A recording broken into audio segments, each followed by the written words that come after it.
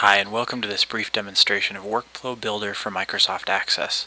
Workflow Builder can help you to automate a lot of your processes in Microsoft Access without ever touching any VB coding or macros. So let's get started. We're going to create a sample workflow that's based on a process. Let's assume that you have several facilities and they provide a daily file to you that contains information about where their production is. So let's take a look here. You've got a file as an example that comes from each of your facilities. It has a facility ID, part number, employee status, the data part is completed or started, and the description. So you've got quite a few of these files here that are comma separated values. And you'll see that in the name here it has the facility number, the date that the file is produced, and this little knot here will come in later when we produce an error condition and this file isn't recognized, so that'll be here for later demonstration. But you have all of these different facility files that you need to process on a daily basis. Note that some of them have a file name from yesterday, so presumably they have already been processed. So the end goal here is to produce a daily report that you can share as an example with other managers in your organization, or perhaps review yourself, and you want to be able to do this quickly even though you're compiling data from multiple different sources. So let's see how Workflow Builder can make this a lot easier than opening each file and copying and pasting or having to manually import this data. So the first thing we want to do is go into Workflow Builder here.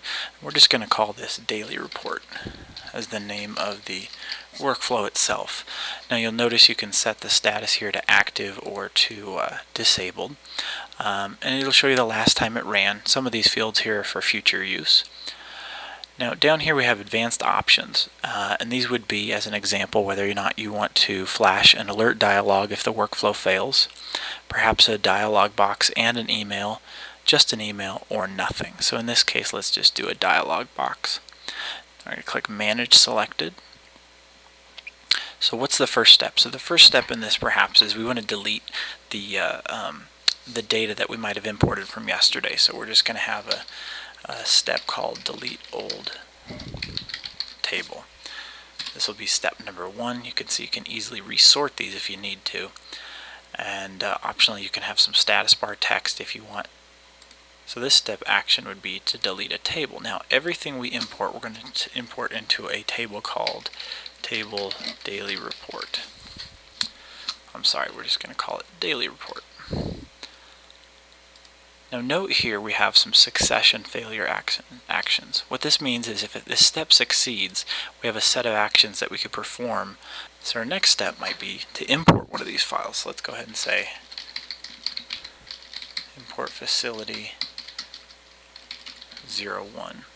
So this will be the first step here. So what we want to do here is set this to step number 2. We're going to define a step action, and in this case it's going to be to import a delimited file.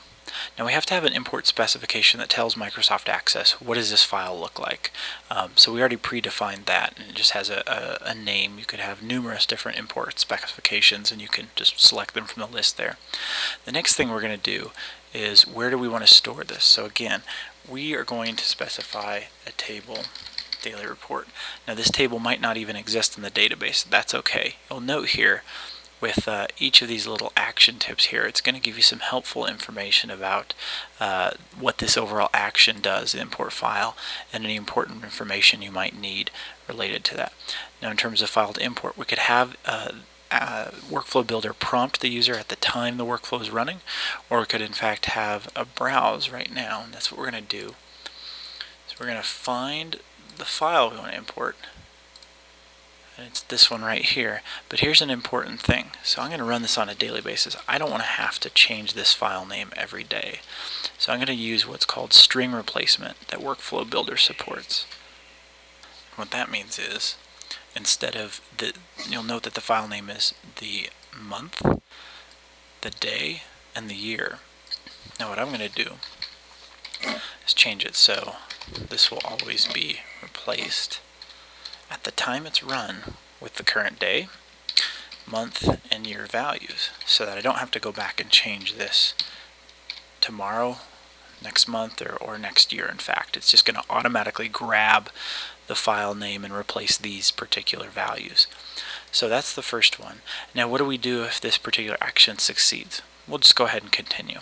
If it fails, we'll stop the workflow, because presumably we want all of the facilities to be imported. Now let's create the second step here. And we're just going to do it for 2 facilities just so you can see how easy it is to set up. So again, imported a limited file, got my specification, can import it to the daily report table. I'll just quickly browse for this particular one. And note here that this is where we're going to define an action that you can watch and see how Workflow Builder can handle a lot of common errors you might encounter. Like in this example, say your facilities deposit these on a file server, and they do it on a daily basis, but they're not all of the facility managers are as timely as you might want. So what we're going to do is say if we succeed, we go ahead and continue with the next step. But if we fail, we're going to define what's called a wait and retry step. And what that means is we're going to keep trying to import this file until we succeed, or in fact until the number of retries is exceeded. So let's go ahead and say we're going to try 5 times, and we're going to try 5 seconds apart. So each try will be 5 seconds apart. Okay, so the next and final step will be we're going to open the report. Oops. Now you could define this to be that you want to, in fact, print it out. You want to run a different query, all sorts of different actions. But we'll go ahead and say we're going to open this report, the daily report, which I already created. I could say I want to generate an email as an example if I was printing this, so that I could get an email saying it's sitting on the printer. And again, if it's failure action, it's going to stop. Alright, so that's our workflow. Now notice for each of these steps we've got a validation status. I'm just going to click here to validate each of those. That's Workflow Builder's way of making certain that your workflow is properly set up. It might still fail at the time of run if certain conditions aren't met, but at least it's going to tell you all of your particular fields have been populated.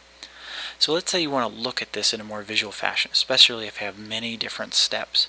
You can actually click this visualizer button and see the overall workflow. So this is the daily report, and again, these are all the steps we defined. The green path is the success path, the red path would be the failure path, and what we're going to do here. So you can look at this for any of the workflows you build. So now I've got it all set up. We're going to have an alert dialog if it fails. Now this show workflow console here is going to give me a detailed view in addition to the summary view of what's going on when I run this workflow. So let's go ahead and run it. It's going to start processing. The detail window here at the front is going to tell you every single step as it goes. Now note something here. It's saying there's an error, couldn't find this file. So again, we defined our step to say that it's going to continue if it fails. Each of these steps was successful, but this one, I don't know if you remember here, but the file wasn't there. Let's go ahead and remove that so it's the name it's expecting. Now let's go back to the window. So it succeeded after one of its retries, and it's opened the report. So that's an example of how Workflow Builder can function and how powerful it is in terms of defining success and failure paths, being able to run something like this very easily on a daily basis.